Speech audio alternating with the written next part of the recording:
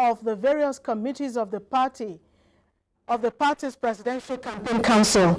It was an appraisal of the performance of the party and the crucial issues bordering on presidential campaign so far and the way forward were discussed. We are very pleased that PDP is leading. President Goodluck Jonathan will continue with the good work, will continue with transforming Nigeria, and will take Nigeria to the next level, where Nigeria will be among the first 20 most developed countries in this world. So we have very clear messages to give to Nigerians based on concrete, verifiable facts on the ground. Therefore, our campaigns are authentic, issue-oriented, so we have that advantage, and we are doing so very, very well. Of course, we'll now also discuss additional strategy. With almost 1 month to the February general election, the need for a non-violent and credible elections have again been emphasized. To this end, the Office of the National Security Advisor has held a one-day sensitization workshop to ensure key players adhere strictly to the code of conduct and display of high level of sportsmanship even after the elections. Political parties and civil society groups, including presidential candidates of the PDP and APC who attended the workshop, resolved that the 2015 polls will meet international standards as the electorates are better enlightened compared to previous elections. Insulting our business ourselves. We stop preaching hate and provocative preaching. We stop inflammatory statements. And we stop threatening people. And we give the impression to Nigerians that they are safe in our hands, irrespective of who wins the election. Of course, this will reduce violence. I'm very, very impressed, and I hope you, as part of the elite, will help us to make 2015 election credible. Thank you very much, ladies and gentlemen. Collaborate with foreign observers to monitor the polls to get the best outcome.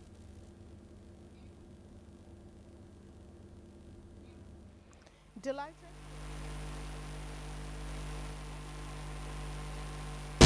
The world is watching. Nigeria's success in forthcoming election will be Africa's success. Nigeria has the future of the continent in its hands. Make Africa proud. Make Africa proud, and I know you can. An accord of non-violence was also signed by all the presidential candidates. And just before the commencement of the sensitization workshop on non-violence, President Goodluck Jonathan and General Muhammadu Buhari held a closed-door meeting in the holding room of the Sheraton Hotel. When is that? How are you, Mr. President? How is that? How is the campaign? That's wonderful. How are you?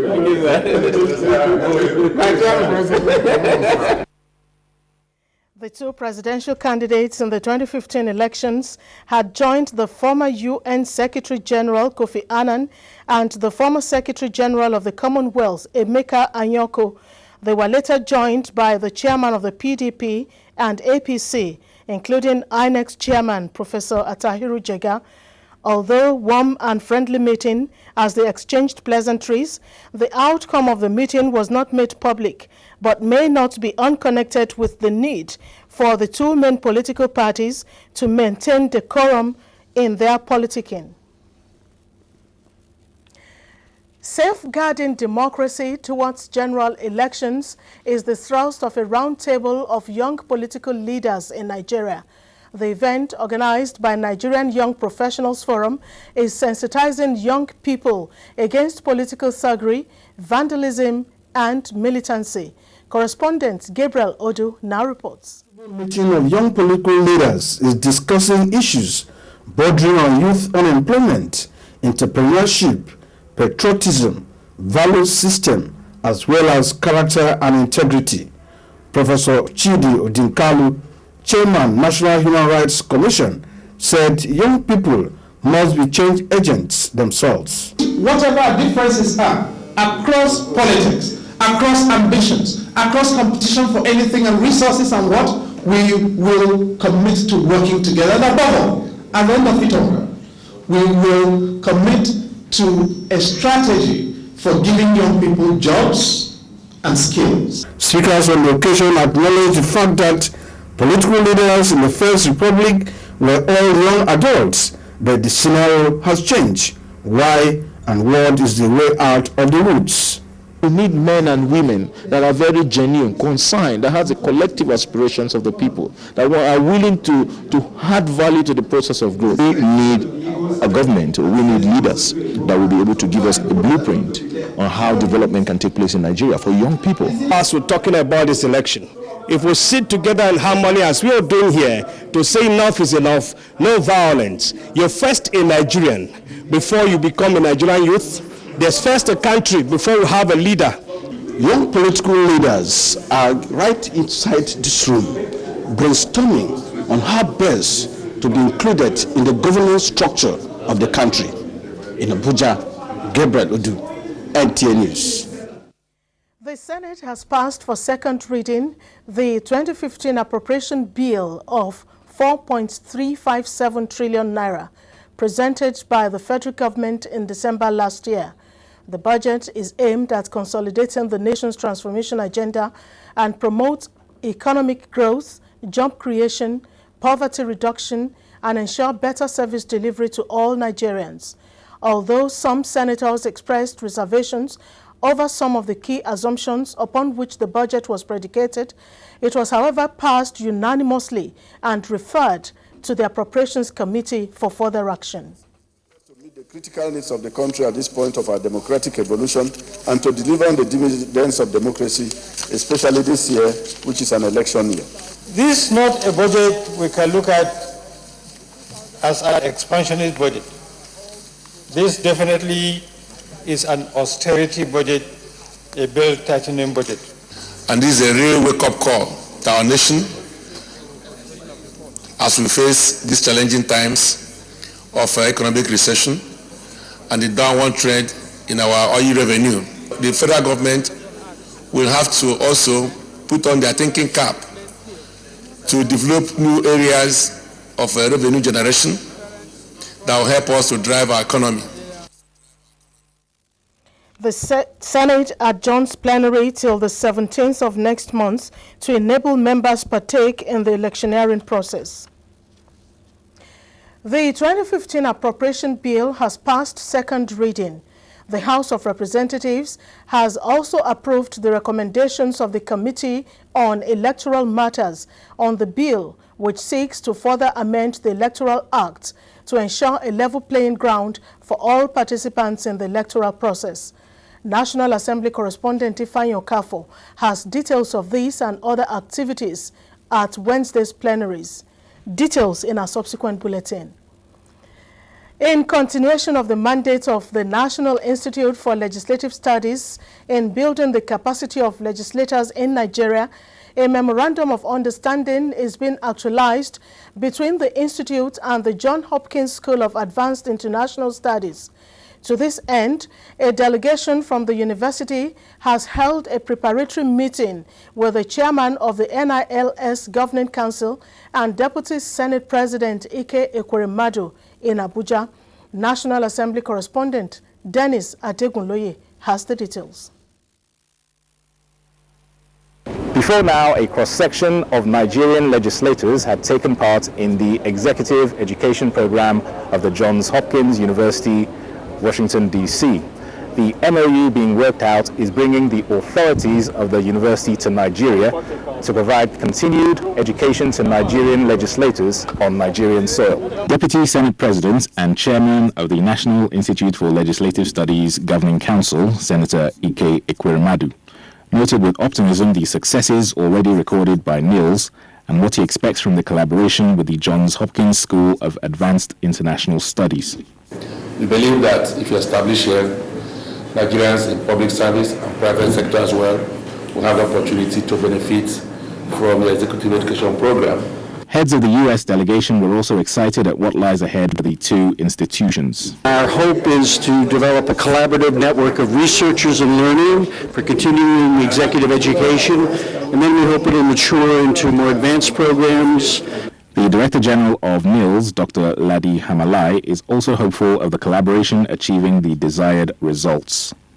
The collaboration is in 3 phases. The first phase is just executive education programs, just 1 week, 2 weeks programs. The second phase are certificated programs, pre-degree. The third phase is postgraduate and degree programs. The Deputy Senate President also hosted the delegation to a dinner at his official residence, and this collaboration is expected to provide a positive exchange of ideas between the two institutions to foster greater legislative capacity.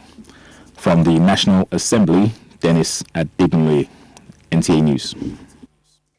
The Nigerian government is partnering 3 foreign and indigenous companies to construct additional transmission lines and the development of generation and distribution infrastructure to boost the power situation in the country. Mayor Ogidi reports that the funding of the projects are the sole responsibilities of the companies, while government will be involved in licensing of power purchasing agreements when completed. Before 2007, Nigeria was generating 2,350 megawatts of electricity. However, committed to improve on this situation, the federal government of Nigeria privatized the power sector, and subsequently, many memoranda of understanding have been signed to expand the energy mix. Today, Nigeria is generating close to 5,000 megawatts of electricity. With the successes recorded in some of the previous agreements, especially that of China with Nexim Bank on the funding of the Zungeru hydropower project, 3 memoranda of understanding have again been signed, majorly to construct 330 kVA transmission lines, associated substations, and development of generation and distribution network. What are some of the roles of the federal government and the companies in this new agreement? Well, with the government, there is no financial implication, even though it's a PPP mostly, but these companies are going to be funding this. The government is going to provide the basic necessities, a workable and enabling environment for them to be able to achieve what they are going to do. And what is the essence of this MOU? Is for us to fund and execute critical transmission projects that will enhance and capacity. Mayor Ogidi, NTA News. This is NTA International News, reaching you live from Nigeria's capital, Abuja. Another look at the top stories. You heard that the war against insurgency is paying off as the Nigerian troops have successfully repelled a Boko Haram attack on Biu Town, northeast Nigeria. We also told you, as the 2015 general elections get closer, presidential candidates of the political parties have signed a non-violence accord. And for stories coming after the break, NEMA releases number of IDPs in states of Yobe, Borno, and Adamawa. Nigerian Army Institute for Technology and Environmental Studies to benefit from TED Fund. Stay tuned for details of this and more.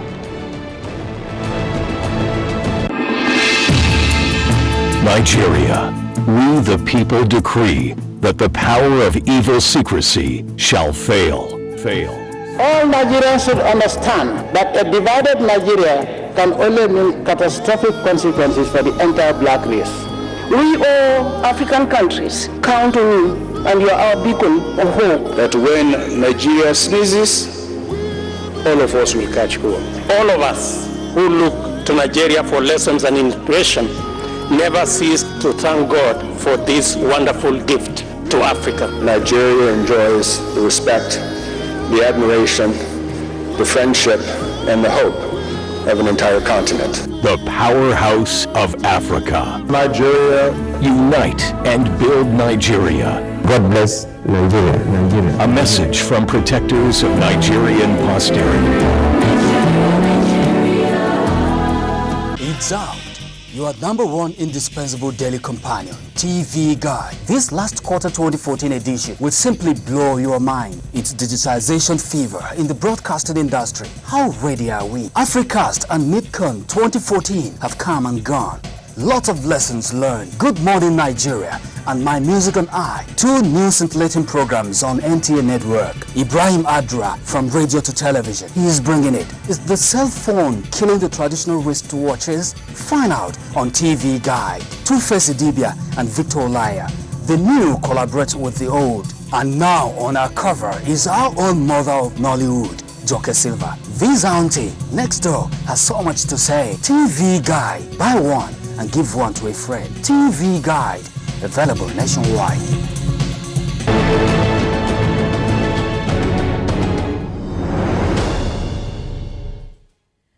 The number of internally displaced persons as a result of insurgency in the northeast part of Nigeria has been put at over 900,000, as against the 3 million released by the international NGOs. This is coming as the United States for International Development pledges to support Nigeria in managing event of the internally displaced persons. Musa Baba Aliyu reports. The breakdown of the total number of internally displaced persons registered by the National Emergency Management Agency in Borno, Adama and Yobe states shows that 107,997 are currently in designated camps, while 804,732 live with host communities. Over 66,000 of this figure are people displaced due to natural disaster. The agency is, however, concerned over the conflicting figures being documented by both local and international NGOs on the plight of displaced persons in Nigeria. It is fraud, it is baseless, and we are going to follow the normal due process to challenge those figures of IDMC, because they put together displacement in Nigeria in the last 10 years. How can you do that? Just to be able to raise funds. So it is very fraudulent, and we are not happy about it, and we are going to challenge it.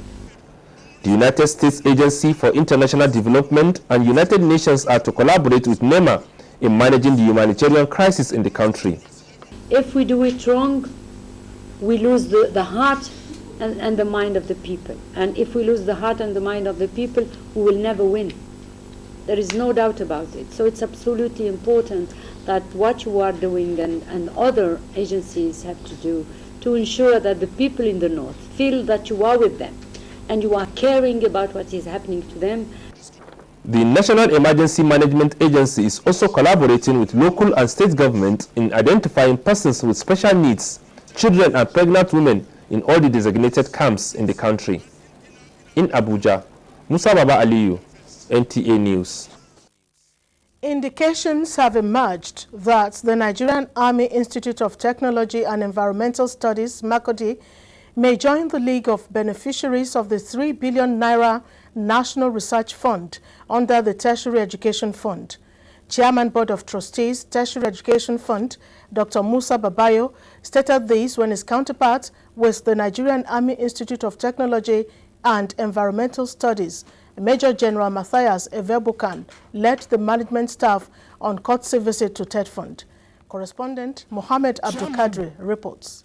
Chairman Board of Trustees, Tertiary Education Trust Fund, Dr. Musa Babayo, and the Executive Secretary, TED Fund, Professor Suleiman Seidu Bugoro, stressed the need for the Nigerian Army Institute of Technology and Environmental Studies to fulfill the mandatory conditions to access fund from TED Fund to grow local technology.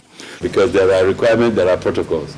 It's when we see the evidence of the NBT, Ministry of Education, NBTE certification, and all those things, that now the request now is sent to us here, and at the relevant levels is considered management and taken to the Board of Trustees for final decision.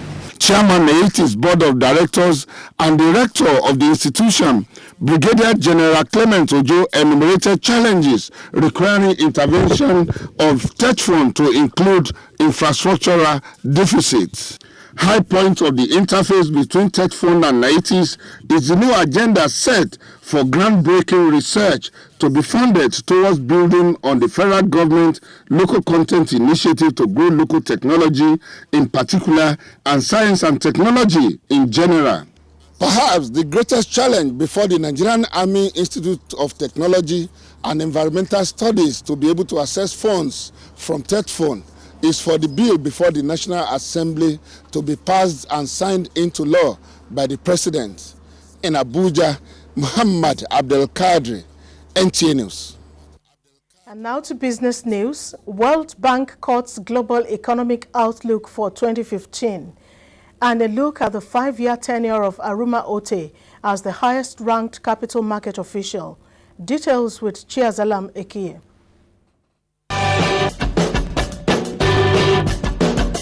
The World Bank has cut its global growth forecast, warning that the U.S. alone cannot drive an economic recovery despite the drop in oil price. In its biannual report, the bank predicted global growth of 3% this year and 3.3% in 2016, below its June forecast of 3.4% and 3.5% respectively. The Securities and Exchange Commission now has a new leadership. The Securities and Exchange Commission Nigeria is the highest-ranked capital market and responsible for the regulation of Nigeria's capital market, including the Nigerian Stock Exchange. With over 25 years cognate capital market experience, the Abia State-born Aruma Ote said her mission was to take Nigeria's capital market to an enviable height, adding that the Commission has laid a foundation for the nation to see a capital market that would help tackle its infrastructure challenges. But how was her tenure as the highest-ranked capital market official? She had a lot of challenges when she came in there, but truth be told, she gave it a good shot. I think her focus was in terms of product diversification for the Nigerian Stock Exchange, to bring in new products, to bring in, they had things like exchange-traded funds, some bonds were listed. They try to get the market going. Remember that in 2009 or thereabouts, when she may have come in, or 2010, the market was in a total slump. Momin Iguazo, who takes over leadership of the commission from Aruma Ote, was an associate member of the Chartered Institute of Stockbrokers and has played roles in the Nigerian capital market as an operator and a regulator. Chiazalam Ekie, NTA News. Flood kills scores in Malawi and Mozambique as president declares 1/3 of the country disaster zone. Uganda's rebel commander Dominic Ongwen to be tried by International Criminal Court. Huge crowd turnout in Sri Lanka to see Pope Francis celebrate Papal Mass. Details as compiled by Basi Ita Ikbang. Flooding has killed scores of people in East African country of Malawi, where the country's president declares part of the country to be in a state of disaster. Malawi's president Peter Mutharika disclosed that 48 people were killed and 23,000 others displaced in flash floods that have wreaked havoc in 10 out of 23 districts in his country. Some of the victims died when villages were flooded in Malawi's southern districts, about 100 kilometers south of the commercial capital. Livestock, crops, and homes collapsed as police are also looking for 2 children reportedly missing. And in Uganda, a North Residence Army rebel commander, Dominic Owen, who surrendered to the U.S. troops last week, will be taken to The Hague for trial.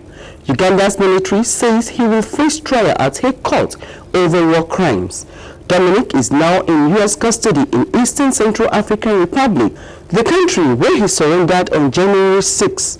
Arrangements for his transfer are being made, and it will be Central African Republic that will transfer him.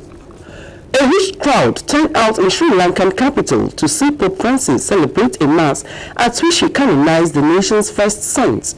The Pope urged people to follow the example of 17th century missionary Joseph Vaz at the service in Colombo. On the occasion, the Pope called for the pursuit of truth to promote justice, healing, and unity after years of war. And on sports update, Nigerian Women League restates January 30 as registration deadline as Australia qualifies to quarterfinals of Asian Cup. Correspondent Amanzi Marcos now reports.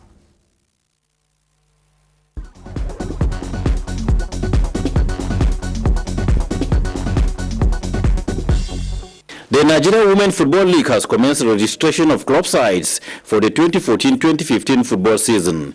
Management of the league said January 30, 2015 remains the closing date for clubs to indicate interest of participating in the new season, adding that such is necessary in view of the FIFA Women's World Cup next June in Canada, where Nigeria Super Falcons will be competing. Former African Footballer of the Year Cameroon Samuel Eto'o could leave Everton, and his absence from the team's lineup in their loss to West Ham United fueled interest that he may be on his way to Sampdoria of Italy. Similarly, Manchester United forward Radamel Falcao may be on his way to another club side next season due to his sadness of not getting enough playing time under coach Louis van Gaal. Hosts of the 30th edition of the Africa Cup of Nations Equatorial Guinea are working hard to ensure a hitch-free competition which kicks off on Saturday, January 17. The government has also told football fans that they do not need to pay to watch the matches. 40,000 tickets have been bought and will be given free to football fans to enjoy the matches. President Theodore Nguema, who disclosed this in a television broadcast, said he wants to see all the stands filled up during the matches. In a related development, Gabon has donated 20 luxury buses to Equatorial Guinea for use during the championship.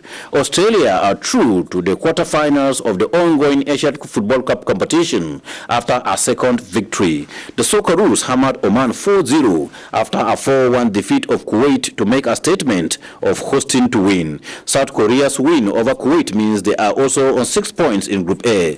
The Socceroos and the Taeguku Warriors play on Saturday to decide the group leader. With Sports News Update, Amanzi Marcus. Sports Update concludes the news. Thanks for watching. I'm Taiwo Odubeson.